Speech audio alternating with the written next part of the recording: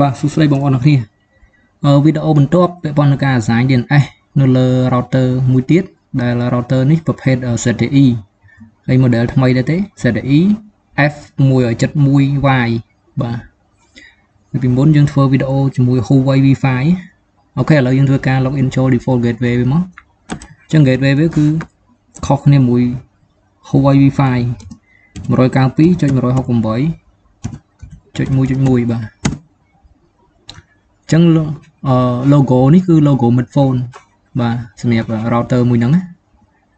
អូខេបងប្អូនអរគុណឥឡូវយើងចូលប៉ុណ្ណឹងទី1ពាក់ព័ន្ធនេះឈ្មោះរបស់វា Welcome to F671Y please log in បាទនេះជា model របស់វាបងប្អូនអូខេឥឡូវយើងធ្វើការ log in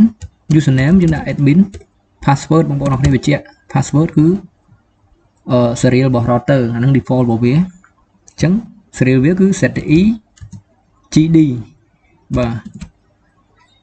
ហើយប្រមាណទៀតនៅក្នុងហ្នឹងគឺមានបាទយើងដាក់តាម serial ដែលមាននៅក្នុងបាត router យើងហ្នឹង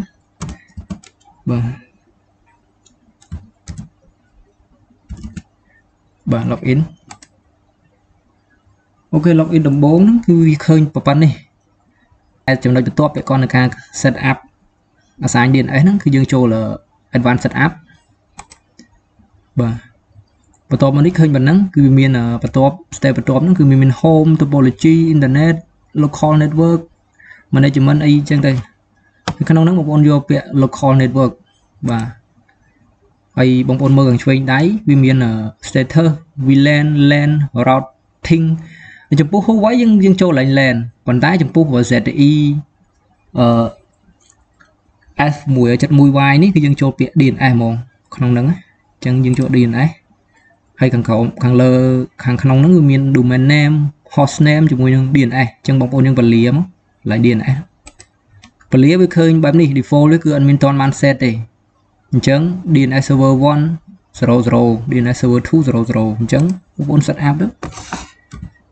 បាទ117 120 24បាទ1បាទ117 24បាទ2ប៉ុណ្ណឹងបងប្អូនអរគុណហើយយើងធ្វើការ apply មកអូខេជាប់ហើយ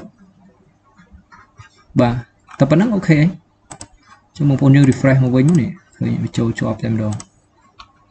ពលាមកនេះជាប់ DNS របស់យើងហើយអូខេចំពោះ ZTE F671Y ហ្នឹងគឺមានប៉ុណ្ណឹងបងប្អូនគ្នាបាទអរគុណច្រើនជំរាបលា